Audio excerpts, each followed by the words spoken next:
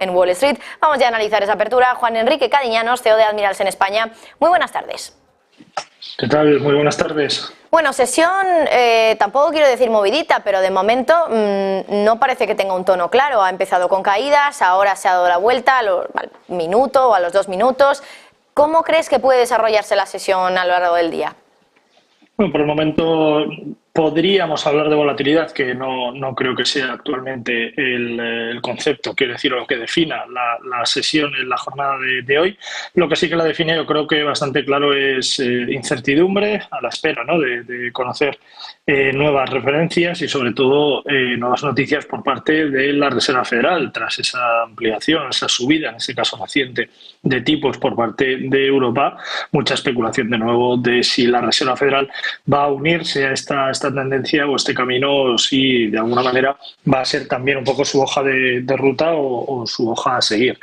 Por el momento, como digo, tenemos cierta incertidumbre, ligeros números rojos en el mercado americano y en general acompañados obviamente por esa situación, claros números negativos en caso de la renta variable europea.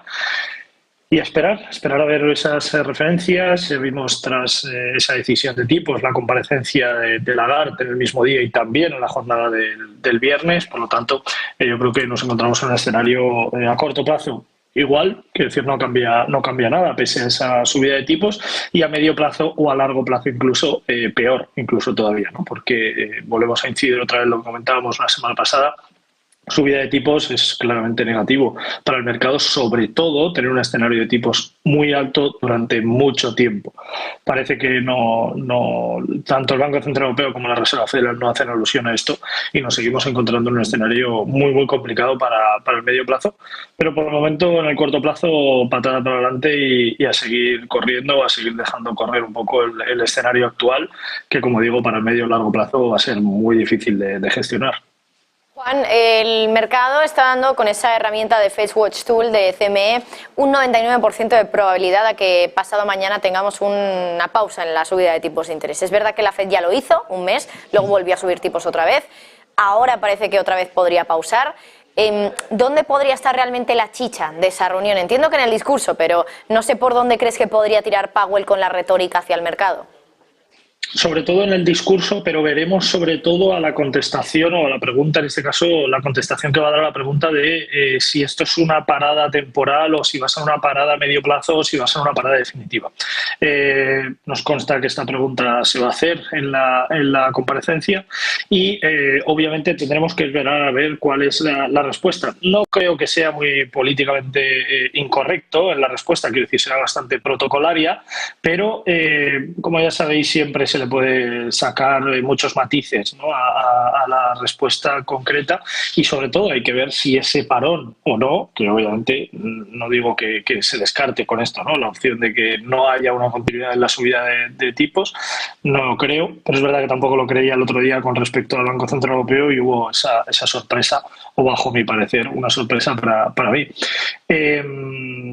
No creo que la Reserva Federal modifique tipos, creo que podrían hacer una pausa a corto plazo, más que a largo plazo. Yo creo que será una pauta ligera en cuanto a tiempo, y esperar a ver cuál es la situación económica, cómo acontecen las próximas referencias macroeconómicas, y en base a esto ver un poco cuál va a ser la hoja de ruta a seguir con respecto a la política monetaria.